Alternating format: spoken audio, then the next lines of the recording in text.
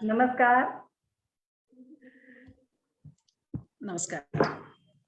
मी आत्मनिर्भर या फेसबुक ग्रुपच्या माध्यमातून दर मंगळवारी दुपारी 4 वाजता आपण एका आधुनिक युगातील हिरकणीला भेटत असतो. प्रवास आत्मनिर्भरतेचा आणि आधुनिक युगातील हिरकणीचा ह्या वर्षभर चालणाऱ्या गेले वर्षभर चालणाऱ्या सिरीजचा प्रवास सातत्यानं सुरू आहे आणि मला खात्री आहे दसरा झालेला आहे, दिवाळीची तयारी सुरू आहे, पण तरीही तुम्ही सगळेजण या सेशनची फार आनंदाने वाट बघत असणार आहे. कारण यातनं प्रत्येकीला एक प्रेरणा मिळते आणि एक विश्वास मिळतो जो सातत्यानं मी तुम्हाला द्यायचा प्रयत्न करते की ही हिरकणी जर करू शकते तर आपणही नक्कीच करू शकतो. आणि ह्या विश्वासावरतीच आपण आपल्या आजच्या सेशनला सुरुवात करूया. सगळ्यांचं मी पुन्हा एकदा स्वागत करते आणि आपल्या आजच्या हिरकणीची ओळख करून घेऊया. आजच्या हिरकणी आहेत माननीय प्राचार्या स्मिता देशमुख मॅडम. मॅडम तुमचं मनापासून स्वागत आहे आजच्या सेशन मध्ये. नमस्कार. नमस्कार. देशमुख मॅडमांची ओळख करून द्यायची म्हटलं तर भला मोठा प्रोफाईल त्यांचा आहे, पण मला असं आवडेल म्हणजे नॅक कमिटीचं काम असेल, आता कॉलेजच्या प्राचार्या म्हणून त्या करत असलेलं काम असतील, लेखिका म्हणून केलेलं काम असेल, कवयित्री असेल किंवा अभिनेत्री म्हणून देखील त्यांनी त्यांचा ठसा उमटवलेला आहे. हा सगळा प्रवास आपण आपल्या मुलाखतीच्या माध्यमातून जाणून घेऊ. पण तत्पूर्वी मॅडम मी तुम्हाला अशी छोटीशी विनंती करेन की तुम्ही ओळख आपल्या सगळ्या मैत्रिणींना तुमची करून द्यावी. अरे वा, व्हेरी नाईस. म्हणजे थँक्स प्रणवती. मला असं वाटतं मी पहिल्यांदा जेव्हा इंटरव्ह्यू दिला की नाही त्या दिवशी जो प्रश्न मला केला होता ना, तुमची ओळख करून द्या, तो दिवस मला आता परत आठवला. बघा, माणसाची ओळख हे माणसाच्या अस्तित्वानी असते, माणसाची ओळख त्याच्या विचारांनी असते, माणसांची ओळख त्याच्या संस्कारांनी असते, त्याच्या वागण्याने असते, त्याच्या लिखाणाने असते, त्याच्या वाणी लेखणी सगळ्याच्याने असते. तर मला सगळ्यात पहिल्यांदा मी आत्मनिर्भर हे अतिशय सुंदर असं फेसबुक पेजवर जे मला इथं बोलवलं त्याबद्दल प्रणवती खरंच मनापासून तुम्हा सर्वांचं मी इथे थँक्स धन्यवाद पहिल्यांदाच मानते आहे. संवाद साधत असताना मी पहिला परिचय, मी एक भारतीय आहे, नंतर मी एक स्त्री आहे, पण नंतर एक स्वयंशासित असणारी मी व्यक्ती आहे, नंतर मी एक पत्नी, आई, आजी आणि त्यानंतर मी एक प्राचार्य. आणि प्राचार्याच्या नंतर काम करत असताना ज्या अतिशय श्री शिवाजी शिक्षण संस्थेच्या मोठ्या अशा ज्याला म्हणतो महाराष्ट्रामध्ये 2 नंबरची शिक्षण संस्था, यामध्ये पहिलं महाविद्यालय जे डॉक्टर पंजाबराव देशमुख हे भारताचे पहिले कृषी मंत्री जे होते त्यांनी स्थापन केलेलं 1932चं आहे. तर I was a first lady principal of that institute. A ग्रेडचं कॉलेज. परिचय देत असताना मला अजून एक थोडंसं ऍड असं करायचंय की जेव्हा आपण काम करत असतो तर कामाची पावती आपला समाज, आपले विद्यार्थी, आपले शिक्षक, आपली विद्यापीठ आपलं देत असतं. आणि विद्यापीठामध्ये मग डीन असेल, अकॅडमिक काउन्सिलर असेल, त्याबरोबर सिनेटर असेल, नॅशनल असेसमेंट अँड अक्रेडिटेशन काउन्सिलचं पीअर रिव्ह्यू कमिटीवरचं काम असेल, आणि त्याचबरोबर ह्या सर्व कामाची एक सुंदर अशी पोचपावती अपेक्स ज्याला म्हणतो, ते एक्झिक्युटिव्ह कमिटी ऑफ नॅक, यामध्ये भारतामध्ये जवळपास 50,000च्या वर महाविद्यालय आता सध्या अफिलिएटेड आहेत. त्यामध्ये एकमेव प्रिन्सिपल म्हणून काम करण्याची संधी सुद्धा आम्हाला युजीसीने मला दिली आहे. आणि स्टँडिंग कमिटी, युजीसीच्या अनेक कमिटीवर काम करण्याची संधी मिळते. परंतु एक सगळ्यात महत्वाचं एक मला संवाद प्रणवती आपल्या समाजाशी, आपल्या सर्व ज्या काही मुलं मुली आहेत, जे तरुणाई आहेत, वृद्ध आहेत, सगळ्यांशी गप्पा मारायला मला खूप आवडेल. कारण माणसाचं नातं हे संवादातून हे असतं. मला असं वाटतं हा परिचय पुरेसा आहे. आणि एक छान 2 मुलगा मुलगी आहेत, दोघं डॉक्टर आहेत, सून डॉक्टर आहे, जावई डॉक्टर आहे, छान पैकी दिव्याखाली अंधार नाहीये.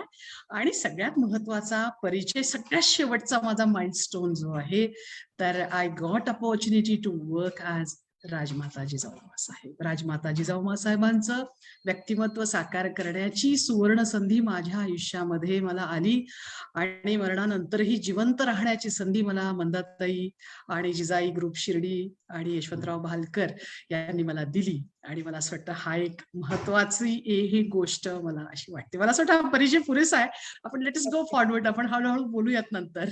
नक्कीच नक्कीच मॅडम. आणि लिटरली म्हणजे तुम्ही म्हणालात ना, मला फार आवडतं. म्हणजे जनरली मी सांगते, मी आत्मनिर्भर हा ग्रुपची निर्मिती मी महिलांची सेल्फ इमेज वाढवण्यासाठी, म्हणजे आपल्या सगळ्या मैत्रिणींची सेल्फ इमेज वाढवण्यासाठी केली होती. आणि जनरली आपण बघतो की प्रत्येक इंटरव्ह्यूला आपली ओळख दुसरं कोणतरी करून देत असतं. मग ते वाचून दाखवणं आणि तुम्ही जगलेलं ते तुम्ही सांगणं, ह्याच्यामध्ये फार तफावत आढळते. आणि तुमच्याकडून ते ऐकून घेताना आम्हाला नव्यानं तुमचा प्रवास अनुभवायला मिळतो. सो मी माझ्या प्रत्येक मैत्रिणीला दरवेळेला अशी विनंती करते की प्लीज इंट्रोड्यूस युअर सेल्फ. त्यामुळं काय होतं की समोरच्या व्यक्तीला त्यानं काय काय जगलेलं आहे, प्रेक्षकांना देखील हे लक्षात येतं आणि ते रिलेट व्हायला फार मदत होते असं मला वाटतं. आणि हा येस. प्रयोग आतापर्यंत फार यशस्वी झालेला आहे मॅडम. कारण मला ते फार जवळून अनुभवायला मिळतं. एखाद्या प्रसिद्ध आणि काय म्हणतो आपण त्याला, अनुभवी स्त्री व्यक्तिमत्वाला जवळून अनुभवायला मिळतं त्या माध्यमातून. नक्कीच मॅडम, तुम्ही जे सांगितलं की म्हणजे ओळख करून देत असताना की दिव्याखाली अंधार नाही आहे, पण तुमचा शैक्षणिक प्रवास मला जाणून घ्यायला आवडेल. कारण तिथं कुठंतरी ह्या प्रकाशाची ज्योत मला थोडीफार दिसतेय. तर तुमच्या शैक्षणिक प्रवासाबद्दल सांगाल? अतिशय मला असं वाटतं मला एक मागं वळून बघण्याची संधी पुन्हा मला दिली आता. शैक्षणिक प्रवास हा खरं म्हणजे आपल्या गर्भापासून सुरू होतो असं मला वाटतंय. कारण गर्भामध्ये आपण 9 महिने जेव्हा आपल्या आईच्या असतो, आपल्या मायेच्या पोटामध्ये असतो, तिथपासून ती सुरुवात संस्काराची होते आणि पहिलं पहिलं बोबडे बोल बोलणं, पहिलं पाऊल टाकणं आणि पहिल्यांदा ह्या लुकलुकणाऱ्या नजरेनं ह्या जगाकडे बघणं. मग ते पाऊस असेल, फुलं, पानं असतील, हा छोटा छोटा जो प्रवास हळूहळू जेव्हा मोठा होत जातो, ही पाऊलवाट जेव्हा महामार्ग बनायला जाते, मला असं वाटतं एका रात्रीतून कुणाचं जीवनमान किंवा आयुष्य किंवा जीवन हे घडत नाही. शैक्षणिक प्रवास करत असताना कुणीही डायरेक्टली डिग्री सांगतं की माझं मी ही शिकली ते शिकली. अरे पण शिकत असतानाची जी प्रिफेस आहे, सुरुवातीचं आपण नेमकं काय कशा पद्धतीने आपण तिथपर्यंत पोहोचलोय. तर वडील सरकारी वकील, आई जरी घरात असली तरी सुद्धा शिक्षणाबद्दल अतिशय ज्याला म्हणतो आवड असणारी आणि मुलगी शिकलीच पाहिजे. कारण आईचे वडील जे होते ते सुद्धा शिक्षण क्षेत्रामध्ये दगडांना पाटील म्हणून नूतन मराठाच्या फाउंडर मध्ये पण होते, जे खूप छान नूतन मराठा महाविद्यालय वगैरे असं आहे. आणि त्यामुळे एक समाज सुधारक अशी वृत्ती असणारी आई मला लाभली. खरोखर मी मला स्वतःला भाग्यशाली समजते. आणि हा वडील सरकारी वकील असल्यामुळे दर ठिकाणी एक ज्याला म्हणतो एका गावाहून दुसऱ्या गावाला ट्रान्सफर झाली, महाराष्ट्रातल्या अनेक ठिकाणी गेली आणि शिक्षणाची व्यवस्था जी आहे टू अंडरस्टँड इच अदर, हे जे आहे मला असं वाटतं हे अडॅप्टेशन ह्या ट्रान्सफरमुळे मला समजले मी. आणि त्यामुळे मैत्रिणी जोडणं, समजून घेणं किंवा एकमेकांना जुळवून घेणं, नवीन मैत्रीण जोडत असताना आपण थोडंसं 2 पावलं मागे असं थोडंसं एक एक इंटरॅक्शन जे आहे, फ्रेंडशिप बिल्डअप करण्याची जी काही इंटरपर्सनल स्किल्स आहेत, मला असं वाटतं हे हळूहळू शिकत आपण असं गेलो. आणि मग नंतर एक 10वीला असताना मला एक पारनेर सारख्या एका छोट्याशा तालुक्यात माझं 10वी झालं. आणि 10वीला मला असं वाटतं ऐकणारे काही लोक असतील तर कदाचित मे बी मला छान वाटेल. तर त्या ठिकाणी आदर्श विद्यार्थिनी म्हणून मला 9वी आणि 10वीला पुरस्कार मिळाला आणि इंग्रजी विषयामध्ये टॉपर आहे. आणि नंतर काय झालं, एक आपण म्हणतो ज्या समाजामध्ये आपण जन्माला येतो, आपले नातेवाईक आपल्याला घडवत असतात, आपण घडत असतो, परंतु तेही आपलं आयुष्य घडवत असतात, वळवत असतात. अजून काय काय होत असतं हे सगळ्यांना ठाऊक आहे. आणि मग माझी हाईट खूप होती, मला खेळण्यामध्ये खूप आवडायचं, स्पीचेस देणं किंवा रांगोळी स्पर्धा, त्यावेळेस खूप छान सर्टिफिकेट्स खूप छान मिळायचे. आणि शाबासकीची थाप बघा कोणालाही मिळाली की नाही तर आपण त्याच्यामध्ये जास्त आवड घ्यायला लागतो. आणि असं करत करत तो प्रवास मग 10वी झाल्यानंतर जेव्हा हाईट असल्यामुळं आणि आता मुलगी मोठी झाली, शहाणी झाली, आता हिचं 4 हात करा, लग्न लावून द्या, हे वेद जेव्हा पाठीमागे लागले, माझ्या शिक्षणाच्या प्रवासाला पॅरलल ह्या गोष्टी मला सांगणं गरजेचं आहे. कारण केवळ अवघ्या 18व्या वर्षी माझं लग्न झालं. अरे बापरे. आणि 18व्या वर्षी that when I was in BSc first year, मी पहिल्यांदा सायन्स ग्रॅज्युएट होती, जालन्याच्या JS कॉलेजला मी शिकली. आणि नंतर मग माझी फक्त तेव्हा काही असं नसायचं की बाबा की मी माझ्या मनासारखं सांगेन, नाही मला आत्ता जसं तुम्ही मुली जसं म्हणतात की नाही मला हा मुलगा आवडला, आता मला करायचं नाही, मी याच्याशीच करेल वगैरे, असं काही प्रकार नाही. थोडंसं मराठा समाजामध्ये असं म्हणू नये, खूप चांगला समाज आहे, पण एक मत कमी प्रमाणात घेतलं जायचं सुरुवातीला. आताचे दिवस वेगळे आहेत. आणि मग त्यावेळेस फक्त माझ्या मनात एक कुठेतरी आईला सांगायचे, मला शिकू द्यायचं, मला शिकायचंय. आईलाही वाटायचं, आईला खूप आतून हे वाटायचं. म्हणून एक जो मुलगा शिकू देईल बाबा, की त्या घरामध्ये आपल्या मुलीचं लग्न झालं पाहिजे. फर्स्ट इयरला लग्न झालं, सेकंड इयरला त्या असताना. फर्स्ट इयरला ठरलं, सेकंड इयरला लग्न झालं आणि फ्रॉम दॅट डे एक मनामध्ये जेव्हा मुलगी सासरी जाते, जेव्हा संसाराचे स्वप्न बघते, मी काही स्वप्न बघितलं नाही. स्वप्न पडायच्या अगोदरच समोर लग्न हा विषय माझ्या समोर आला. त्याच्यामुळे फार ओढ वगैरे हा विषय माझ्या डोक्यात काही नव्हता. पण त्यावेळेस मात्र जाताना जशा मुली सुंदर आता मेकअपचं सामान असेल किंवा मुली नेताना छान सुंदर काय काय वस्तू नेतात, ड्रेसेस नेतात. तर माझी एक बॅग कपड्यांची आणि दुसरे मात्र पुस्तकं, पुढं काय करायचं हे सगळं माझ्यासोबत त्यावेळेस होतं. आणि हे सगळं सोबत घेऊन जेव्हा मी त्या माझ्या पहिल्या प्रवासाला निघाली, लग्नाचा प्रवास करत असताना शिक्षणाची स्वप्न सोबत घेऊन निघाली आणि त्या स्वप्नांना ज्याला म्हणतो आपण पाठबळ देणं, प्रोत्साहन देणं, त्या स्वप्नांच्या पूर्ततेसाठीचा जोडीदार मला मिळाला. त्याच्याबद्दल मला खरंच स्वतःला मी धन्य पण समजते आहे. आणि तेव्हापासून जे BSc first year, second year final 84 ला लग्न झालं, 86 ला फायनल झालं. नंतर मग 87 ला मला मुलगा झाला आणि 88 ला मुलगी झाली. मला असं वाटतं आयुष्याचं प्लॅनिंग हे आपोआप झालं, केलं वगैरे असं काही मी म्हणणार नाही, पण ते प्लॅनिंग होत गेलं. आणि नंतरच्या काळामध्ये ज्यावेळेस मला असं वाटलं, अरे बापरे, आता BSc तर झालं, पण आता पुढे मी काय करायचं? तर त्यावेळेस पुन्हा मुलं झाल्यानंतर आपण असं म्हणतो की आता संसारात पडलो. माझ्या ज्या मैत्रिणी ऐकत असतील की लग्न झाले की सगळं संपलं आणि दुसरं म्हणजे आता माझं करिअर पण संपलं.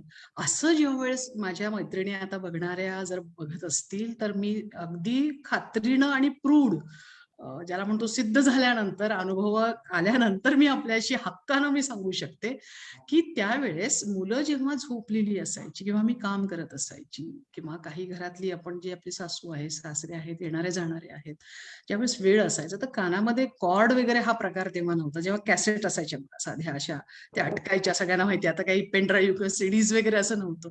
तर त्या काळामध्ये आम्ही पहिल्यांदा टेप रेकॉर्डर घेतला. तर तिथं मी MA इंग्लिश लिटरेचरच्या, BA ॲडिशनलच्या मी नोट्स रेकॉर्ड करायची आणि त्या सातत्याने मी ऐकायची. काम करत असताना कानावर आपले ज्याला म्हणतो वेळ नसेल मिळायचा, कारण लहान कुणी समजू शकतं की लहान लेकरं घरात असताना किती आई वेळ काढू शकते.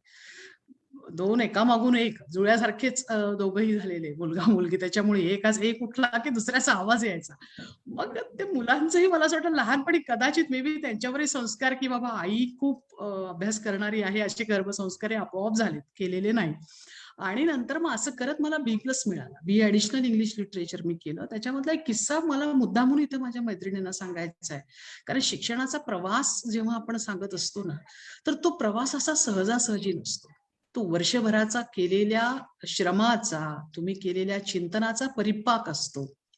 आणि ते सगळं करत असताना माझ्या बहिणीचं लग्न ठरलं. मुद्दामून सांगते मी. आपण कसं म्हणतो लग्न ठरलं म्हणजे आता आपण गेलं पाहिजे, हे केलं पाहिजे. पण माझ्या आईचं मी सतत म्हणजे खूप वेळेस माझा उल्लेख माझ्याकडून होईल. माझ्या आईने एवढंच म्हटलं, लग्न नक्की होणार आहे, परंतु तुझा जो paper BA ॲडिशनलचे 3 paper at a time द्यावे लागतात. First year, second year, final. तर ते जर तू दिलं नाही तर तुझं हे वर्ष पूर्ण वाया जाईल आणि वर्षभराची मेहनत देखील वाया जाईल. त्यावेळेस आमच्याकडे 4 व्हीलर वगैरे काहीच नव्हती. 2 लेकरं घेतली सोबत.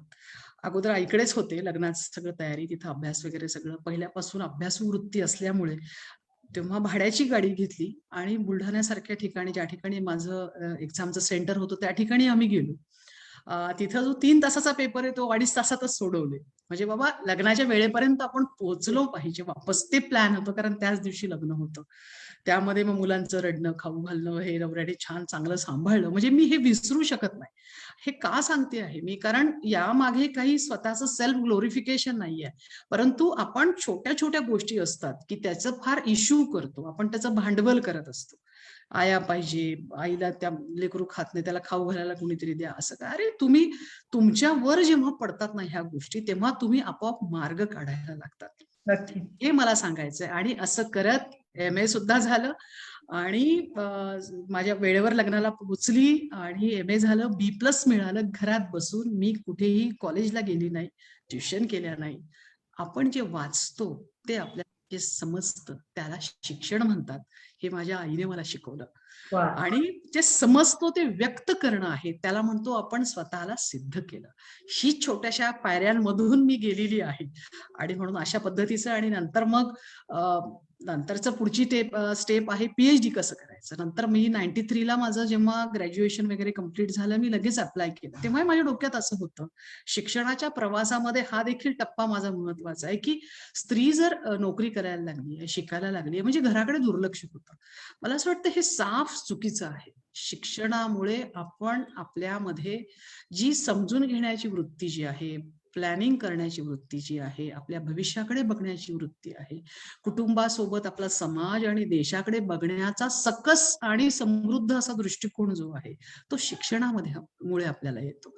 आणि ह्या गोष्टी काही अशा हे घे शिक्षण अशातला भाग नाहीये, की तुम्हाला एखादं बाळ होत असेल तर तुमचं गर्भलिंग चाचणी न करणे, की जे आहे त्याचं वेलकम करणे, सती प्रथा असतात किंवा अजून कोणत्या अंधश्रद्धेच्या काही आहेत. माणूस आपोआपच त्याच्यावर ओव्हरकम करण्याचा प्रयत्न शिक्षणामुळे तो करत असतो. तेच खरं शिक्षण असतं. चरित्र वाचणं, महामानवांचं ज्या चांगल्या गोष्टीचं अवलंबून करणं. आणि असं करत मी पीएचडी करण्याचा विचार केला. 93 लाच मी नोकरीला लागले. म्हणजे 93 चा माझा शिक्षणाचा प्रवास आजपर्यंत सुद्धा सुरू आहे. मी प्रणवती आपल्याकडून सुद्धा शिकतेच आहे. आणि तो ह्या ज्या प्रवासाकडे आहे, जो पीएचडी मी जेव्हा केलं, तर त्यावेळेस माझी मुलं 12वी मध्ये होती. लक्षात घ्या, जे मुलं जे 87, 88 ला ते लहानाची मोठी जेव्हा झाली, तर आईच्या हातामध्ये पुस्तक असतानाच त्यांनी बघितलेलं आहे. त्याच्यामुळे वेगळे संस्कार, की मुलगा असाइनमेंट करत नाही, गृहपाठ करत नाही, शाळेत जात नाही, हा विषय माझ्यासाठी कधीच माझ्या समोर कधी आला नाही. आई, वडील, घरातली माणसं जेव्हा स्वतः वाचायला बसतात, जेव्हा चांगल्या एखाद्या घटनेवर चर्चा करायला लागतात, जेव्हा एखाद्या समाजामध्ये घडलेल्या घटनांवर पॉझिटिव्ह किंवा निगेटिव्ह असे रिमार्क द्यायला लागतात, मला असं वाटतं हा एक संस्काराचं एक बाळकडू आपण ह्या माध्यमातून आपण मुलांना आपोआपच देत असतो. हे काही ठरवून वर्कशॉप किंवा कॅडर कॅम्प्स वगैरे करण्याची काही गरज नाही. ते आपोआप झालं. आणि त्याच्यामुळे मग पीएचडी माझं झालं. आणि नंतर मग ज्याला म्हणजे सगळं सर्व्हिसच्या मध्येच हे करत असताना मी 2010 मध्ये अमरावती सारख्या शहरामध्ये मी आली, प्राचार्य म्हणून आली. आणि ह्या प्रवासासोबत जिजाऊ साहेबांचा प्रवासही माझ्या त्याच वेळेस जोडीला होता. कारण मन ऍक्ट करणं, मला असं वाटतं की शिक्षणाच्या ज्या पायऱ्या आहेत प्रणवती, सगळ्यात महत्वाच्या. आपण शिक्षित सगळे असतात आजकाल, सुशिक्षित म्हणून घेतात, परंतु त्याच्यामधून असणारा सुसंस्कृतपणा किंवा त्याच्यामधून निर्माण होणारी सृजनशीलता माझ्याजवळ आहे का, मला जे माहिती आहे ती मी इतरांना सांगते आहे का, सांगितल्यानंतर समोरच्या माणसामध्ये खरंच बदल घडतोय का, हे बघणं, ही नजर माझ्या आईने, माझ्या वडिलांनी, माझ्या कुटुंबाने ही मला दिली आहे. आणि मला असं वाटतं हा बदल घेऊन जेव्हा आपण समोर जेव्हा येतो, तर आत्मनिर्भरतेचा हा जो प्रवास हा शिक्षणाच्या माध्यमातून जो झालेला आहे, तर तो मग प्राचार्य, मग त्याच्यामध्ये नॅक असेसर, मग नंतर विद्यापीठामध्ये, मग नॅक मध्ये, युजीसी मध्ये, हा जो अखंड प्रवास, हा मला असं वाटतं माणूस हा नेहमी विद्यार्थी असतो आणि तो असायला पाहिजे. रोज वाचावं, रोज लिहावं, रोज व्यक्त व्हावं, याला खरं शिक्षण म्हणतो. हा माझा प्रवास आहे. हा मला असं वाटतं थोडक्यात तुम्ही सांगण्याचा प्रयत्न केला. नक्कीच मला वाटतं हा शैक्षणिक प्रवास आणि त्याचबरोबर मॅडम तुमच्या जिद्दीचा प्रवासच म्हणावा लागेल. आणि तुम्ही जो उदाहरण मला दिलं, म्हणजे बहिणीचं लग्न आणि त्या दिवशीचा पेपर आणि आताचं जर सिच्युएशन आपण बघितलं तर म्हणजे ही टेंडन्सी वाढत चालली. मी आसपासला बघते आजूबाजूला. आणि तुम्ही सांगत असताना इव्हन मला माझ्या मामाचं लग्न पण आठवलं, कारण 10वीची परीक्षा आणि मला वाटतं आमचा सायन्सचा प्रयोग होता त्या दिवशी, प्रॅक्टिकल होतं आणि मामाच्या लग्नाला जायचं होतं. पण सेम म्हणजे शिक्षणाला एवढं महत्व आपण का दिलं पाहिजे, जसं तुम्ही शिक्षणाची व्याख्या मला सांगितलीत, मला वाटतं ती चपकल बसते या सगळ्यामध्ये. आणि शिक्षण आहे म्हणून आपण आहोत डेफिनेटली. आणि एका स्त्रीच्या आयुष्यामध्ये शिक्षणाला अनन्यसाधारण महत्व आहे, कारण म्हणूनच तिच्या या सगळ्या कक्षा रुंदावलेल्या आहेत. आणि खरंच या तुमच्या जिद्दीच्या प्रवासाला मी सलाम करते मॅडम. आणि हिरकणी हे नाव खरंच सार्थ ठरतं इथं. त्याचबरोबर तुम्ही पालक म्हणून पण तुमची भूमिका सांगितली. म्हणजे लग्न जरी झालं तरी मी थांबलेली नाहीये, मला शिकायचं होतं म्हणून मी माझा प्रवास सुरू ठेवला. सोबत चांगली मिळाली त्यामुळे तो फार सुखकर झाला असं म्हणता येणार नाही, पण त्याला एक सपोर्ट सिस्टीम लाभली आणि ते पुढे होत गेलं. आणि आताच जे कुटुंब मध्ये आपण बघतोय की बाबा मी मोबाईलवरती गेम खेळते किंवा फेसबुक इन्स्टावरती मी सर्फिंग करते आणि मी माझ्या मुलाला सांगते, अरे तू अभ्यास केला पाहिजेस. म्हणजे हे चित्र आपल्याला आता सगळीकडे दिसतंय इव्हन कोविड सिच्युएशन मध्ये तर आपण मोबाईल घेऊन मुलांना अभ्यास करा असं सांगतोय, पण हा कुठेतरी विरोधाभास होतोय आणि म्हणून कुठेतरी जो बॅलन्स बिघडलेला आपल्याला दिसायला आलाय समाजामध्ये, त्याचं कारण कुठेतरी कुटुंबात आहे असं मला जाणवलं तुमच्या या शैक्षणिक प्रवासांमधून. आणि हे जर एक स्त्री म्हणून किंवा एक आई म्हणून, एक बायको म्हणून मी जर समजून घेऊ शकले, तर ही घडी पुन्हा बसवायला मदत होऊ शकेल. इथे मी जबाबदारी टाकत नाहीये, पण भूमिका जर आपण थोडीफार समजून घेतली एक स्त्री म्हणून, तर नक्कीच हे चित्र आपण बदलू असा विश्वास मला वाटतो. तो फार जिद्दीचा प्रवास मॅडम तुम्ही तुमचा सांगितलात मला. या सगळ्या बरोबरच तुम्ही आता म्हणजे एक प्राचार्य म्हणून काम करताय आणि तरुणाईशी तुम्ही सातत्याने संपर्कात आहात. म्हणजे एकीकडे तरुणाई आहे जी शैक्षणिक क्षेत्रामध्ये स्वतःच्या पायावर उभं राहण्यासाठी शिक्षण घेत आहे, त्याचा उपयोग करून रोजगार स्वयंरोजगाराकडे वळतीये आणि एका बाजूला तुम्ही युजीसी नॅक सारख्या मोठमोठ्या कमिट्यांमध्ये पण काम करताय. ह्यांच्या मधला दुवा साधण्याचं काम करत असताना तुम्हाला काही अडचणी आल्या का आणि त्याच्यावरती तुम्ही कशी मात केली? अरे वा, क्या बात आहे. दॅट इज म्हणजे सिक्रेट अँड सक्सेस फंडा आपल्याला सांगायचं आहे. येस. मला असं याच्यामध्ये एक पहिलं एक वाक्य मी असं म्हणेल की your nature is your future. Definitely. आपण काय करतो की हा सगळा प्रवास करत असताना हे एक मॅनेजमेंट आहे, आयुष्यच मॅनेजमेंट आहे. म्हणजे आपण पुन्हा जन्मापासून शेवटपर्यंत मृत्यूपर्यंत आपण स्वतःला मॅनेज कसं करतो. आता हा मॅनेज करणं हा विषय कसा आहे की आपण प्रत्येक ठिकाणी 100% देण्याचा प्रयत्न करतो. मग सगळ्यात पहिलं काय आहे की आपल्याला परफेक्ट करायचंय, तर एक टाइम मॅनेजमेंट तुमचं महत्वाचं आहे. वेळ, प्रायोरिटीज आपण कोणत्या गोष्टीला द्यायच्यात, हेल्थ, फॅमिली, करिअर, आता कोणत्या मीटिंग्स आहेत, रोजचं शेड्यूल हे ठरवणं. खरोखर स्ट्रेचिंग होतं, फाटतो माणूस, झोपा होत नाहीत, खायला मिळत नाहीत, ही फॅक्ट आहे. त्याच्याबद्दल काही विषय नाहीये, बोलले खावे पण लागतात. पण जेव्हा आपल्या मनामध्ये एक येतं की yes I want to do this, मला असं वाटतं की सगळे समोरचे मार्ग आपोआपच मोकळे व्हायला लागतात. कारण आपण स्वतःला सांगितलेलं असतं. आपण असं म्हणतो ना, एखाद्या वेळेस एखाद्याच्या जीवनामध्ये काम करत असताना ठेच लागते. ठेच लागते म्हणजे खूप कधी कधी मीटिंग्स येतात, ट्रॅव्हलिंग होतात. नुसतंच युजीसी आणि प्राचार्य म्हणून नाही, मला व्याख्यानं आपण द्यायला इतर ठिकाणी जातो. बऱ्याच ठिकाणी घरामध्ये काही आजार असतात किंवा काही अजून अशा काही असतात की अनअवॉइडेबल रिझन्स आपले असतात. तर मला असं वाटतं की ज्यावेळेस एखादा क्षण असा आयुष्यामध्ये तो असं वाटतं की अरे सगळं संपलं, सगळं सोडून द्यावं, काहीच नाही, मस्त बसावं, नवऱ्याने कमवावं, आपण थापावं आणि झोपावं, असं वाक्य मनामध्ये कुठंतरी आल्याबरोबर संपलं असं. कारण आपण सगळे माणसं आहोत, आपण काही वेगळे एक्स्ट्रा ऑर्डिनरी वगैरे असा काही हा भाग नाहीये.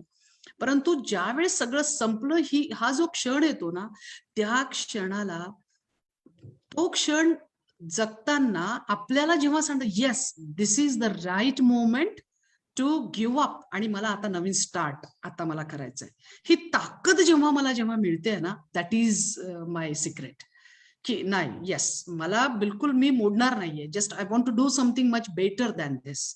मी करू शकते. Just I will get rid of all this calamities, whatever जे काही आहे मी ते करू शकते. आणि मग कधी कधी एखादं असं येतं संवाद, एखाद्या काय कशाला उगाच पोरं म्हणतात, काय आईला आरामाने तुला ते झोप म्हणत तुला झोपता येणार नाही, असं काही असलं.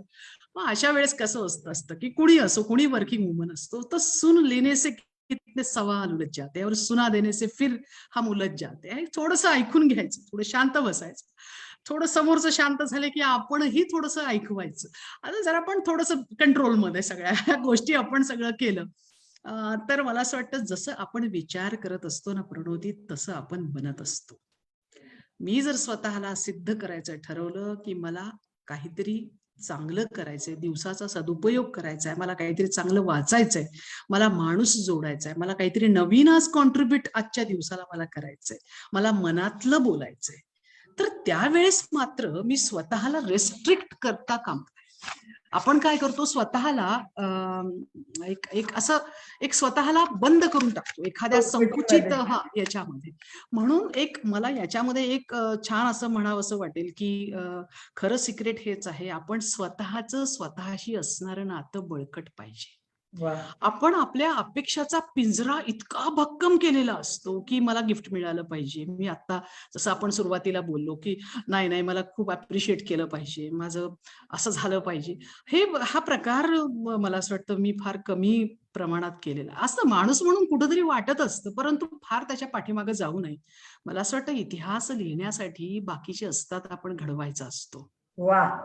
आणि अपेक्षाचा हा जो पिंजरा आहे ना, त्याच्यामध्ये आपण आपलं मन इतकं बंदिस्त करून टाकतो आणि अपेक्षा रहित जगणं आपण विसरतो.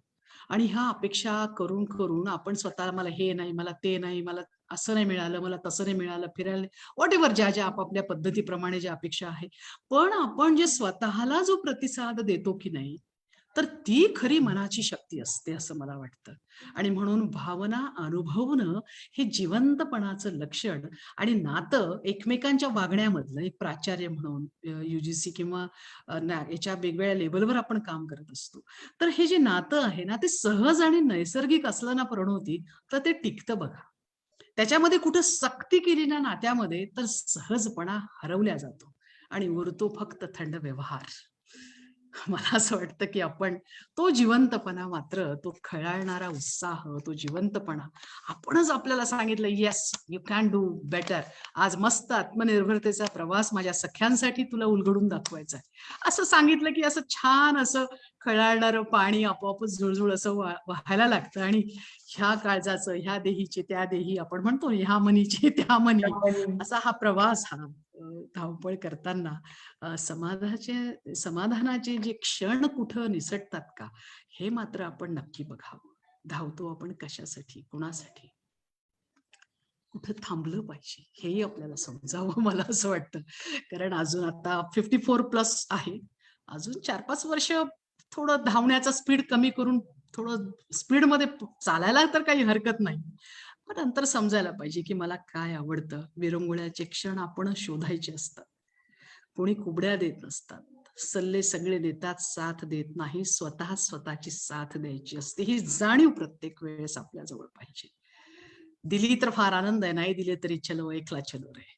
हे देखील आपल्याला कुठंतरी स्वतःचं, स्वतःशी नातं, स्वतःवरचा विश्वास, स्वतःला गवसणी घालणं आणि कोणत्याही वादळापासून स्वतःला ज्याला म्हणतो वाचवणं, हे काम आपलं स्वतःच आपलं केलं पाहिजे. मला असं वाटतं कोणत्याही परिस्थितीमध्ये आपण मोडलं नाही पाहिजे. रडू आलं बिनधास्त रडा, ओरडायचं तर बिनधास्त ओरडून घ्या, पण स्वतःला मोकळं करा. स्वच्छंद मी म्हणणार नाही, परंतु एक मुक्तपणा स्वतःच्या विचारांमध्ये तरी असलं पाहिजे. कोणाशी तुलना करू नये. आपण असं म्हणतो ना, आपण एखादं काम करत असताना अरे बापरे त्यांना असं मिळालं, तसं तुलना माणसाला आंधळी करते बघ, मत्सरी बनवते बऱ्याच वेळेस. हे जाणवतं. आणि मी एक आयुष्यामध्ये एक मला जाणवलं की असतात हे क्षण येतात, ज्यावेळेस एखादा निगेटिव्ह मध्ये जेव्हा जातो ना माणूस, एखादा दिसतो आपल्याला, अरे यांचं, अरे मुलं सगळे कुटुंब फार छान झालं, फार सगळं व्यवस्थित आहे, तर उगच आपले रायव्हल्स आपोआप तयार होतात आणि हे काही नवीन नाहीये कोणासाठी. तर त्या क्षणाला मी एवढंच म्हणेल की उम्रभर गालिब यही भूल करता रहा, धूल चेहरे पर थी आईना साफ करता रहा. मला असं वाटतं हे हे सगळं की गर्दीमधलं आपलं एक आपण जे मस्तपैकी मिसळलं ना सगळ्यांची खूप छान. आता खोटे चेहरे पे चेहरा लगा के फिरते है, स्वतः सेल्फी, स्वतः हसणं. हे खोटं हसण्यापेक्षा खरं जगणं जर जगून बघितलं, मला असं वाटतं की डॅशिंग असावं. जे असेल ते बघूयात, चलो आपण चालावं. मला असं वाटतं आपलं निशाण आपल्या हातात घेऊन आपण चालत राहावं. असं वाटतं हे एक विषय आहे. मला असं वाटतं समाधान मिळालं असेल मला हो, म्हणून नक्कीच नक्कीच. आणि मला वाटतं हे ऑल ओव्हर सोल्युशन आहे. कारण यातले तुम्ही ज्या ज्या काही टिप्स मला वाटतं दिल्यात मॅडम, हे सगळं आपण वाचत असतो. म्हणजे आता तर या सोशल मीडियाच्या माध्यमातून पॉझिटिव्हिटी किंवा ह्याचा एवढा भडीमार व्हायला लागलाय अक्षरशः. पण प्रॉब्लेम होतो की ते इन्फॉर्मेशन भरपूर आहे, पण ते इम्प्लिमेंटेशन काय करायला पाहिजे ना, तिथंच कुठेतरी गडबड होते. पण तुम्ही जे सांगितलं की स्व ओळख किंवा स्वतःला ओळखणं आणि आपला हातीचं निशाण घेऊन आपण सातत्यानं चालत राहणं, हे करणं फार गरजेचं आहे. आपण आपल्याला ओळखलो की आपण आपली ध्येय ठरवू शकतो आणि त्या ध्येयाच्या मार्गावरून चालत असताना आपण स्वतःलाच नव्यानं गवसतो आणि जो आपण म्हणतो ना खळाळता उत्साह घेऊन ज्यावेळेला आपण आयुष्य जगायला सुरू करतो, आपल्या आजूबाजूचं वातावरण देखील आपण तितकंच सुंदर करतो. आणि त्या दिवसाचं समाधान मला वाटतं त्या जगण्यामध्ये असतं आणि तो दिवस आपल्या आयुष्यामध्ये अधोरेखित होतो किंवा आपल्याला सोनेरी आठवणी देऊन जातो. हे सगळं तुम्ही आत्ताच्या तुमच्या या उत्तरांमधून मला दिलं. जरी ते स्पेसिफिक वाटत असेल, म्हणजे प्रश्न जरी मी स्पेसिफिक विचारला असला तरी मला वाटतं सर्वसमावेशक उत्तर मॅडम तुम्ही ते दिलं. हा तुमचा एवढ्या वर्षाचा अनुभवच आहे जो आम्हाला अनुभव समृद्ध करतोय, अनुभव संपन्न करतोय आणि that is literally great feeling for me. तुम्ही जे जे काही वाक्य सांगताय ते अक्षरशः पाझरत आहेत आमच्यामध्ये आणि मला वाटते खात्री आहे मला आपल्या मैत्रिणींना पण हे फार आवडत असणार आहे. तशा कमेंट देखील आपल्या सगळ्या मैत्रिणींच्या येत आहेत. आणि जसं तुम्ही म्हणालात की ओळखीमध्ये सांगत असताना छत्रपती शिवाजी महाराजांच्या मातोश्री राजमाता जिजाऊ, कारण दरवेळेला आपण त्यांचं नाव घेतो आणि मला वाटतं आपल्या सगळ्यांच्या त्या प्रेरणास्थान आहेत. जर Yes. त्यांनी त्या काळात हे करून दाखवलं असेल तर आता आपल्या पुढे असणाऱ्या सगळ्या अडचणी या फार क्षुल्लक आहेत आणि त्यावरती मात करत आपण पुढे गेलं पाहिजे. रडत न बसता गात गात आपण आयुष्य जगलं पाहिजे असं मला वाटतं. तर या राजमाता जिजाऊ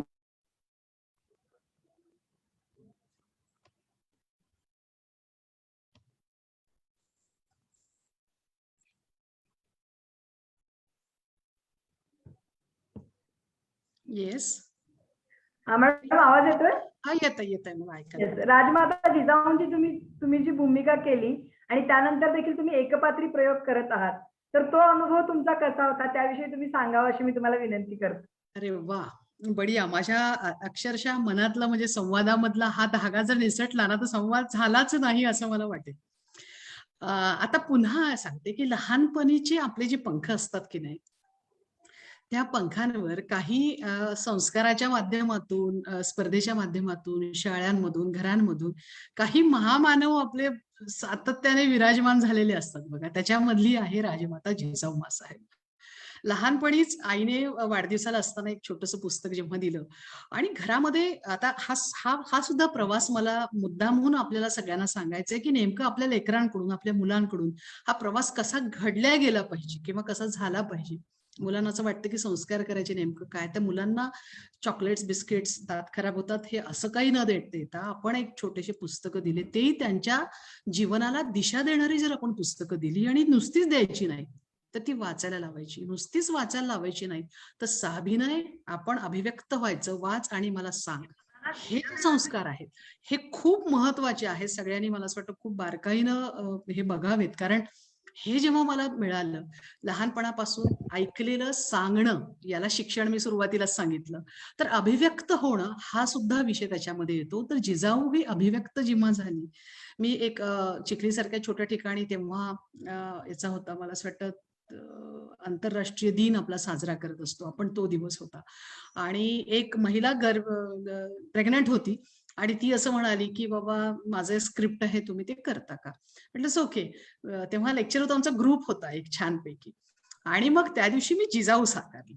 जिजाऊ राजदत्त होते त्या प्रोग्रामला. राजदत्त सगळ्यांना नाव माहिती आहे. पण त्यांना एवढं आवडलं ते, अरे तुमच्यामुळे, आणि मी काही असे कोणते कोर्सेस क्लासेस वगैरे केले नाही, जे आतमध्ये आहे ते फक्त व्यक्त केलं आणि मला त्या शाबासकीने जस्ट आय फील व्हेरी, ज्याला म्हणतो ना एक इनर स्ट्रेंथ जी असते ती आपल्याला परत माहिती होते, प्लग इन होतो आपण की येस मला ही पॉवर आहे माझ्यामध्ये.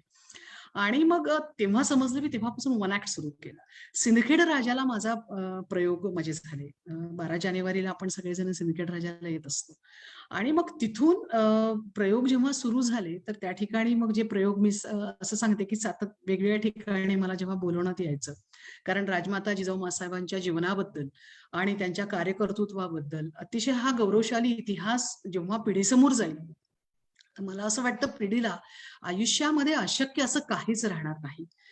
रयतेवर प्रेम कसं करावं, आलेल्या संकटांवर मात कशी करावी, लेकरावर संस्कार कसे करावे, पतीसोबत असणारं विश्वासाचं नातं कसं टिकवावं आणि स्वप्न बघून ते पूर्ण कसं करावं, म्हणजे थोडक्यात जिजाऊ ही जेव्हा मला जवळून जेव्हा समजली, खूप जवळून, जवळपास 28 वर्ष झाली वन ऍक्ट आणि जिजाऊ माँसाहेबांच्या वेगवेगळ्या पैलूंवर मी बोलते आहे. जिजाऊंचं मानसशास्त्र असेल, त्यांचं नातेशास्त्र असेल, त्यांचं अर्थशास्त्र असेल, त्यांचं स्वतःचा न्यायनिष्ठुरपणा असेल, राजकारण धुरंधरपणा, एक समाजकारणी, एक म्हणजे असं वेगवेगळे त्यांचे पैलू, एक पत्नी म्हणून, आई म्हणून, एक योद्धा म्हणून, मुलगी म्हणून, असं खूप फ्रॅक्शन्स माझ्या डोक्यामध्ये आपोआप अनफोल्ड मी करत असते सगळ्यांसमोर.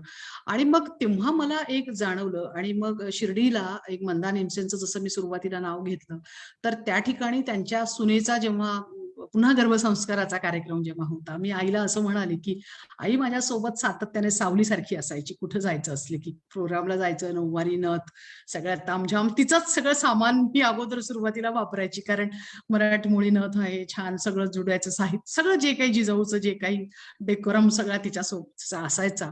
आणि मग आम्ही जेव्हा जायचो त्यावेळेस मी खरं म्हणजे टाळलं होतं. मी म्हटलं, अरे काय जायचंय गर्भसंस्कारासाठी, जाऊ दे आपण काही असं तो काही विषय. आईचं बघा, तुमचं आईचं बाळकडू जे असतं ना, ते काही फक्त गर्भात नाही, मोठं झाल्यानंतर देखील असतं. ती असं म्हणाली की तुझं काम खरोखर संस्काराचं आहे, हे टाळू नये आपण. आणि योगायोगाने तिथे गेल्यानंतर मला नंतर समजलं की हा जो सगळा प्रवास आम्ही जो केलाय, तर त्यांना जिजाऊच्या शोधामध्ये ते होते. आणि त्यांनी जिजाऊचं शोधन सुरू होतं, आणि वेगवेगळ्या मराठी फिल्म इंडस्ट्री मधल्या, हिंदी फिल्म इंडस्ट्री मधली खूप चांगली नावं त्या रेसमध्ये त्यावेळेस होती.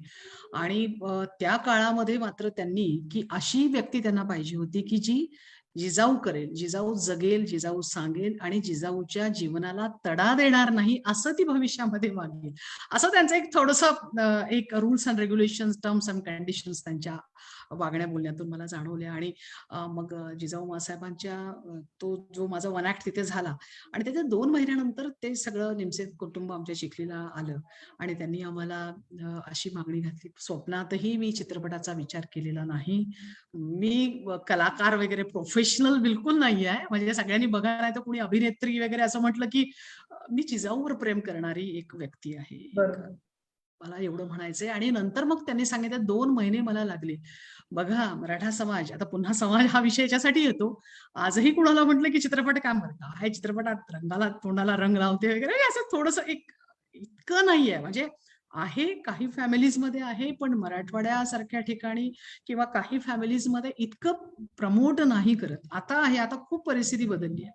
सासर आणि माहेरची लोक सगळी बसली, त्यांना सांगितलं डोक्यावर पदर असतो, फक्त जिजाऊ असतं, सगळं समजावून वगैरे सांगितलं. सगळ्यांनी एक मताने जेव्हा हो म्हटलं, then I was very happy. कारण होतं काय की कोणाच्या विरोधामध्ये जर जाऊन आपण जर काम केलं, तर ते जे कॉन्सन्ट्रेशन जे त्या कॅरेक्टरवर जे आहे, तर ते माझं झालं नसतं. कारण असं आपण कुठेतरी चांगलं करतोय, पण यांचं दुखवून करतोय, पण त्याला कन्व्हिन्स करणं, बघा हा सुद्धा विषय आहे बरं, की आपल्याला जर एखादी गोष्ट करायचीच असेल, तर आपण आपल्या बाजूनी कसं वळवायचं, कसं वातावरण निर्मिती करायची, कसा संवाद साधायचा, कसं प्लॅन करायचं, हे देखील आपल्याला समजलं पाहिजे. आणि मग ते माँसाहेबांचं असं कॅरेक्टर. मग त्यांनी सांगितलं की मग घोडेस्वारी आली पाहिजे, मग तलवारबाजी आली पाहिजे. मग मी घोडेस्वारी पुण्याला शिकली. रेखाताई आणि खेडेकर साहेबांकडे राहून मी शिकलेली आहे. त्याच्यानंतर नंतर मी तलवारबाजी शिकली, आणि मी ते राहता अस्तगाव त्या ठिकाणी राहून खरोखर हातामध्ये काठ्या शिकली अगोदर. नंतर 2 हातांनी तलवार सुद्धा मी शिकलेली. माझा मुलगा यायचा, कधी मुलगी सोबत यायची, आई तर नेहमी असायची. आणि अशा पद्धतीनं स्वतःला एक जिजाऊ पण साकारण्यासाठी असणारी जी मेहनत आहे ना, म्हटलं वाटेल ते फॉर माझ्या जिजाऊसाठी मी वाटेल ते प्रयत्न करायला तयार आहे. बऱ्याच वेळेस तर असं व्हायचं की घोडा चालवत असताना घोडाचं खोगीरवरून आपण पडायचो. एकदा तर शूटिंगच्या वेळेस असं झालं होतं की घोडा जोरात पळायला लागला आणि मी खाली पडले. हातामध्ये तलवार आहे, हातामध्ये लगाम आहे, आणि पळतोय, एक दगड आला आणि स्लिप झालं असं.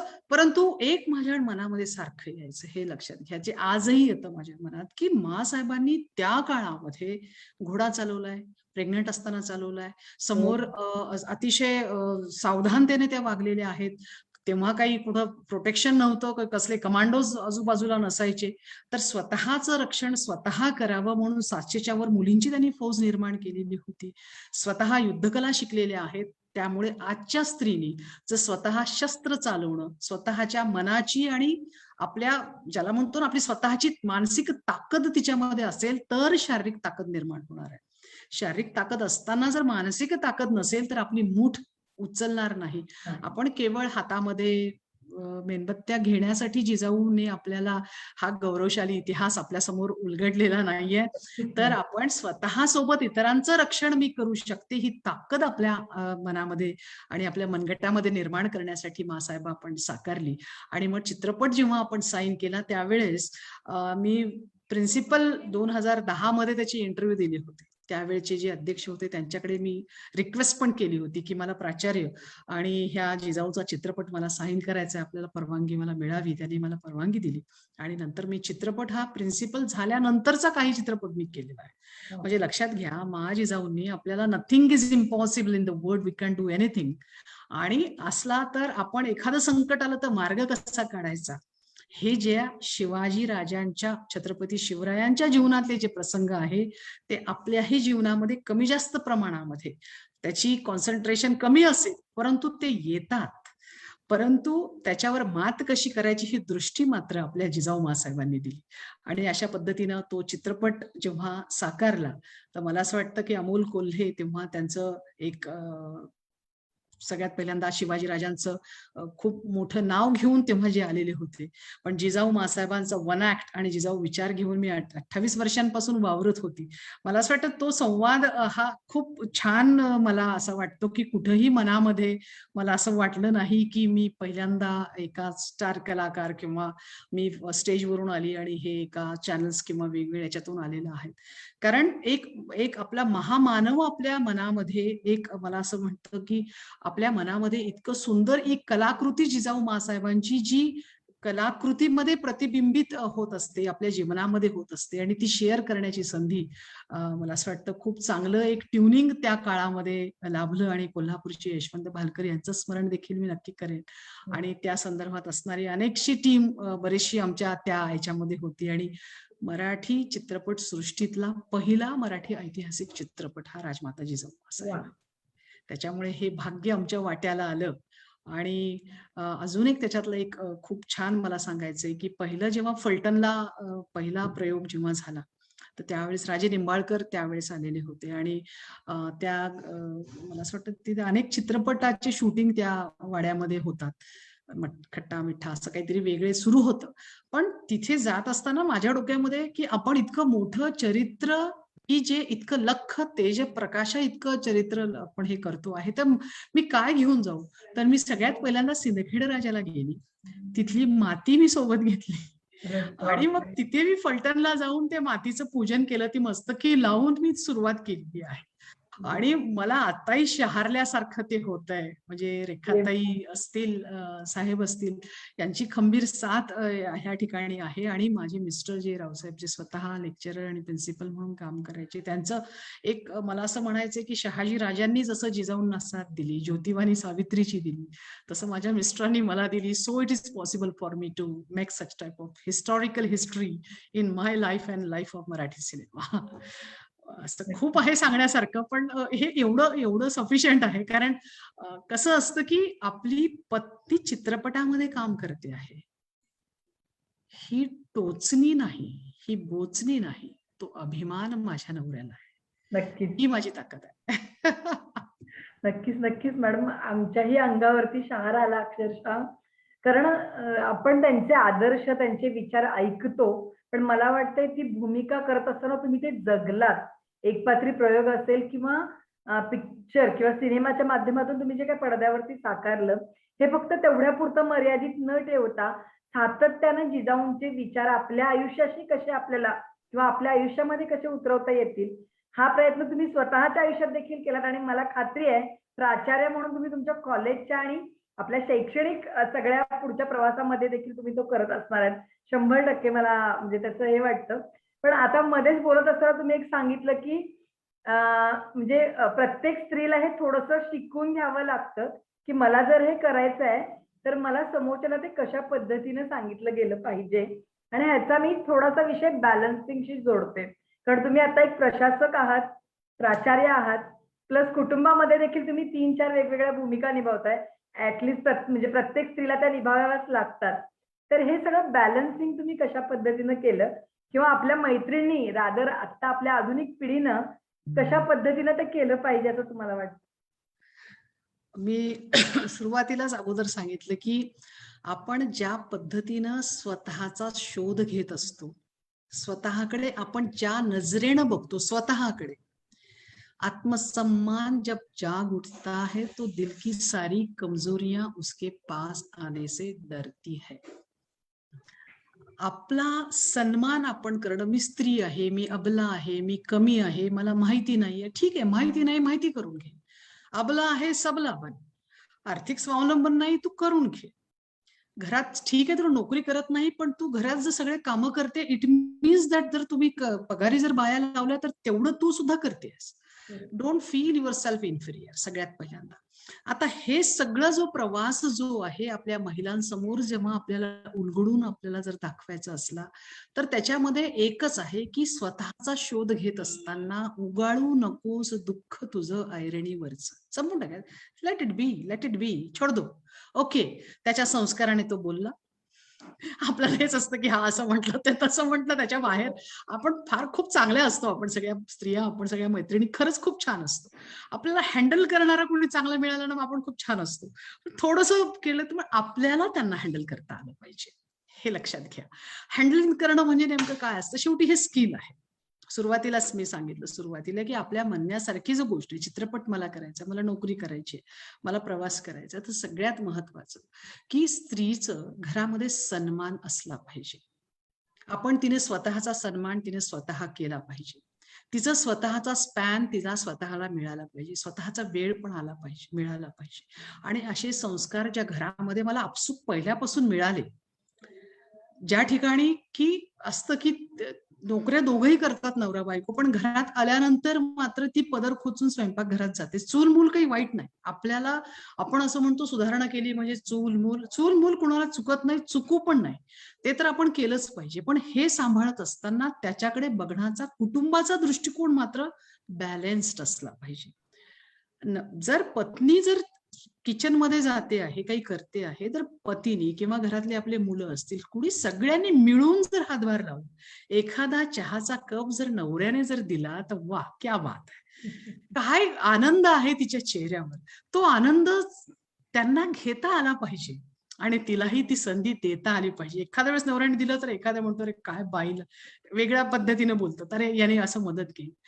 हे जे स्टेटस आहे, जेंडर सेन्सिटिव्हिटी, जेंडर बायसनेस, ही जी ज्याला म्हणतो एक आपण जसं माझ्या मागे प्रियम्बल तुम्हाला दिसेल इथं लावलेलं, we the people of India, स्त्री पुरुष समानता हा शब्द जेव्हा आपण ज्यावेळेस आपला भारत रिपब्लिक झाला, सार्वभौम म्हणून जेव्हा आपण डिक्लेअर केलं, त्या दिवसापासून आपण स्त्री पुरुष समानतेचा विषय जेव्हा करतो, परंतु तो सगळ्यात पहिल्यांदा आपल्या माझ्या भगिनींच्या मेंदूमध्ये, डोक्यामध्ये आला पाहिजे.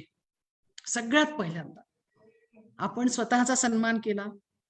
स्वतःला जर काही करायचं असेल तर आपण तसं चांगल्या शब्दात सांगितलं, मागं लागायचं नाही. मला हे शिकायचंय, ओके. आणि ते करत असताना आपण कुणाची हेळसांड तर करत नाहीये. मग मी हे केलं तर तुम्ही ते करा, असं न करता थोडंसं ताण होऊ द्या सुरुवातीला. समोरच्या माणसाला हळूहळू कीव येते आणि शेवटी तो हातावर, नको बाबा तुला खूप ताण पडतोय, आता तू घे. खूप, कारण सुरुवातीला आपल्याला ते थोडंफार प्रमाणात तरी ते भोगावं लागेल ना थोडंसं. म्हणून उगाळू नको दुःख तुझं ऐरणीवरचं, कळू दे तुझा अर्थपूर्ण संचार तुझ्या कर्तृत्वाचा. तुझं कर्तृत्व, तुझं नेतृत्व, तुझं दातृत्व, तुझं मातृत्व, त्याचा संचार कळू दे. घरामध्ये कळू दे, महाविद्यालयात कळू दे, इतर ठिकाणी कळू दे. कुणीही तुम्हाला हार तुरे येऊन बसलेलं नाहीये.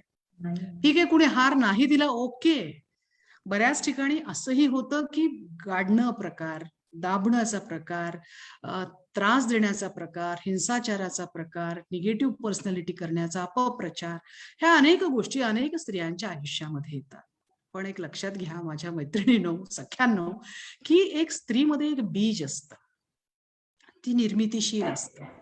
तिला आपण माती, मती, माता आपण जेव्हा असं म्हणतो की निर्मिती क्षमता ज्याच्यामध्ये असते, तर तिच्यामध्ये एक वाक्य मला आता हे बोलता बोलता आठवलं की लोगों ने बहुत कोशिश की मुझे मिट्टी में मिलाने की.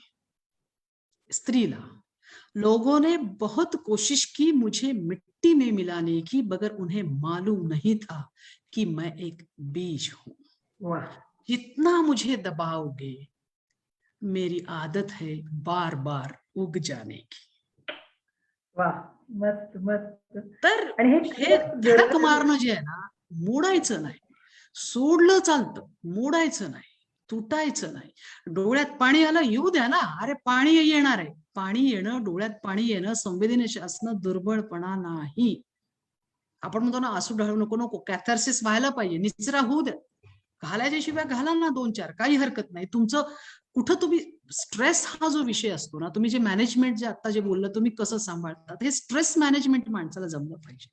हा स्ट्रेस आहे. आमचं जे वर्क आहे सध्या, व्हॉट आय एम डुईंग, की हे एक ज्याला म्हणतो टाइम मॅनेजमेंटचा हा परमोच्च बिंदू आहे, की तुम्हाला यांना वेळ द्यायचा, आता मग 4 ते 5 मला हा राखून मला ठेवायचा आहे. तर त्याच्यामध्ये मग आता पुन्हा हे काम ते काम ते काम, हे कसं. तर हे जो स्ट्रेस मॅनेजमेंटचं हे जे जमलं, इमोशन मॅनेजमेंट जमलं पाहिजे, वर्क मॅनेजमेंट जमलं पाहिजे, टाइम मॅनेजमेंट तुम्हाला जमलं पाहिजे. मग ह्या ज्या मॅनेजमेंटच्या ज्या गोष्टी आहेत, आपल्याला tight deadlines of time period, म्हणजे यश कशामध्ये असतं बघा, आपण सगळे कामं करतो प्रणव, ते सगळेजण सगळे शिकत असतात, काम करतात, नोकऱ्या करतात. Y one person is differ from other?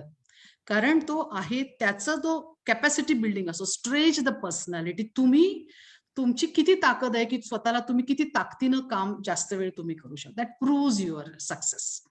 तर हे स्वतःला ताणणं आणि न तुटणं, लक्षात येत आहे मला, सांगता येत आहे का बघा. हो, तर ये. हे आपल्याला जर आपल्याला चांगलं जर जमलं आणि शांत राहण्याचा प्रयत्न करणं, शांत कदा काही राहायला जाईल असं नाही, प्रयत्न मात्र आपण करणं, आपली वाणी आहे, लेखणी ही जपून वापरणं. ऍडमिनिस्ट्रेशन मध्ये हा खूप महत्वाचा हा भाग येतो. आपण फायनान्शियली असेल, इमोशनली असेल, आपण एक समदृष्टीने सगळ्यांना वागवणं जे आहे, आणि प्रत्येकाच्या उभारणीचा विचार आपण करावा. गड्ड्यात गाडण्याचा विचार ऍडमिनिस्ट्रेटरने कधी करू नये, की थांब तुझं बघून घेईल वगैरे, असं नाही.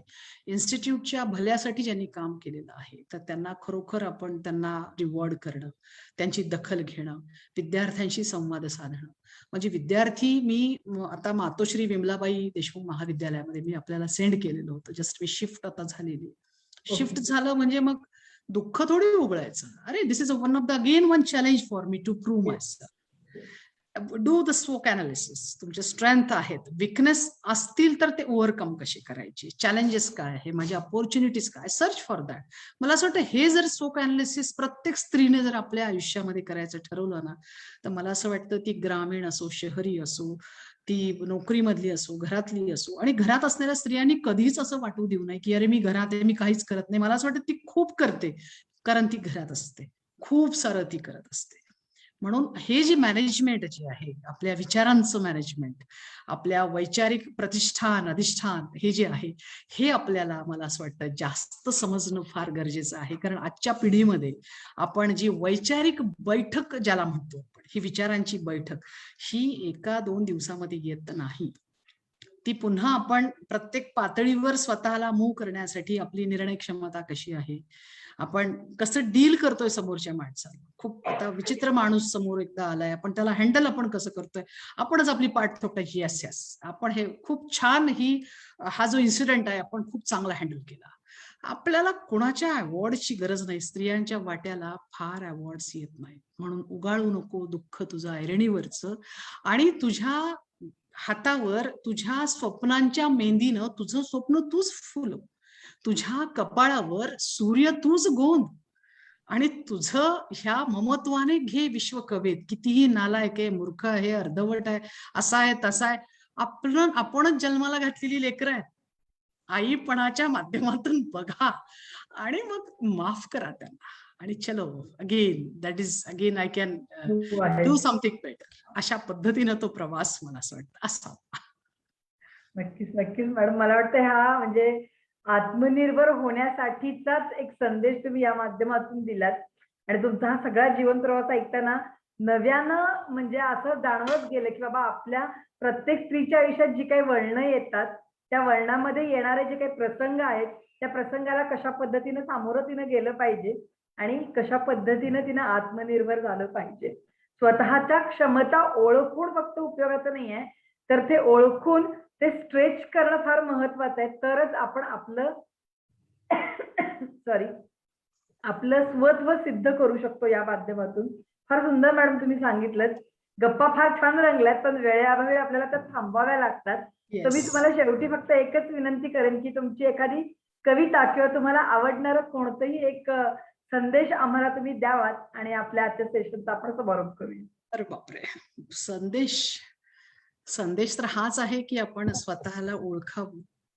आणि मला तर अजून एक माझ्या माय जिजाऊंची आणि माझ्या आईची आठवण स्मरण ह्या ठिकाणी मी करते. माझ्या आईची तब्येत खराब आहे. मला थोडंसं भावूक असं होतंय की आपण मातीतले जीव, मातीतून येणारे मातीतच माती होऊन गेलेले. मग ह्याच मातृभूमीच्या रक्षणासाठी पारतंत्र्याच्या विषाने मृतवत झालेल्या ह्या देशाला स्वातंत्र्याची किरण जिजाऊ माँसाहेबांनी दाखवली. आता आपण आपल्या अंदर की आवाज, मन की बात, इंट्रोस्पेक्शन ह्या सगळ्या माध्यमातून आपल्या आईनं, आपल्या जिजाऊनं, आपल्या समाजानं, आपल्या देशानं, आपल्या समाज सुधारकांनी, महामानवांनी, मातृशक्तीने, नारी शक्तीने जो काही हा स्वातंत्र्याचा, समतेचा, समानतेचा, बंधुभावाचा, धर्मनिरपेक्षतेचा हा जो दीपक तुमच्या आमच्या काळजामध्ये जो लावलेला आहे ना, संविधानाच्या रूपानं, एक स्त्रीच्या रूपानं जो लावलाय ना, तो दीपक आपण नेहमीच प्रज्वलित ठेवावा आणि आपलं शक्ती, धैर्य, स्वाभिमान हे नेहमी आपण जागृत ठेवावं, अखंड सावधान असावं.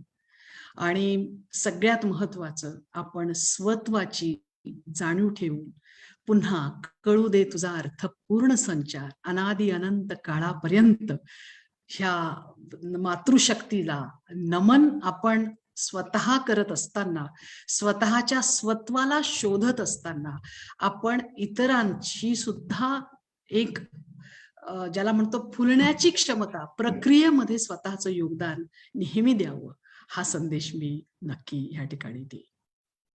नक्कीच मॅडम, नक्कीच. फार सुंदर सांगितलं तुम्ही. स्वत्व जपत असताना देखील आपण आजूबाजूच्या परिस्थितीचं भान ठेवून सातत्यानं जागरूक असणं आणि स्वतः बरोबरच इतरांच्या प्रगतीसाठी सातत्यानं कार्यरत असणं, मला वाटतं आत्मनिर्भरतेची एक नवीन व्याख्या आज तुमच्याकडून मला ती समजली. फार सुंदर प्रवास तुम्ही तुमचा आत्मनिर्भरतेचा मॅडम सांगितलात. मला खात्री आहे आपल्या सगळ्या मैत्रिणींना यातून सकारात्मक प्रेरणा आणि ऊर्जा नक्कीच मिळाली असेल. आजचं हे सेशन कसं वाटलं हे नक्की मला सांगा मैत्रिणींनो. आणि स्मिता मॅडम, तुमच्या रूपात मला वाटतं की म्हणजे एकपात्री प्रयोग तुम्ही जो राजमाता जिजाऊंचा करता त्याचं स्पेशल सेशन जर ठेवता आलं मला, तर मी नक्कीच त्याचं एक हे करेन. कारण त्या माध्यमातून वेगवेगळे पैलू जिजाऊ महासाहेबांच्या आमच्या समोर येतील आणि नव्यानं जिजाऊ महासाहेब आम्हाला सगळ्यांना कळतील असं वाटतंय. तर अशी एक विनंती मी तुम्हाला इथं करते. आणि तुम्ही आज इथं आलात, वेळ दिलात तुमच्या व्यस्त या दिनचर्येतून आणि आम्हाला अद्भुत असं मार्गदर्शन केलं, त्याबद्दल मी तुमचे मनपूर्वक आभार मानते. Thank you so much ma'am. तुमचे सुद्धा आभार, कारण नजर बदलने से नजारे बदल जाते हैं, सोच बदलने से सितारे बदल जाते हैं, कश्तियां बदलने से क्या होगा, धार बदलने से किनारे बदल जाते हैं. वाह, मस्त. मला असं वाटतं आपण खूप छान हा प्रवाह आणि हा प्रवास खूप चांगला उलगडण्याची संधी मला दिली. त्यामुळं आपले देखील हा संवाद एकमेकांशी साधण्याचा आपण प्रयत्न आपण दोघींनी केला. मी खरंच आत्मनिर्भर सर्वांचे मनापासून इथे आभार मानते. Thank you. Thank you madam, thank you so much. आणि आपल्या ऑनलाईन बघणाऱ्या सगळ्या मैत्रिणींचे मी आभार मानते. आणि नक्की मला सांगा की आजची ही हिरकणी तुम्हाला कशी वाटली. पुन्हा भेटूया पुढच्या मंगळवारी नवीन हिरकणी सोबत. Thank you so much. नमस्कार.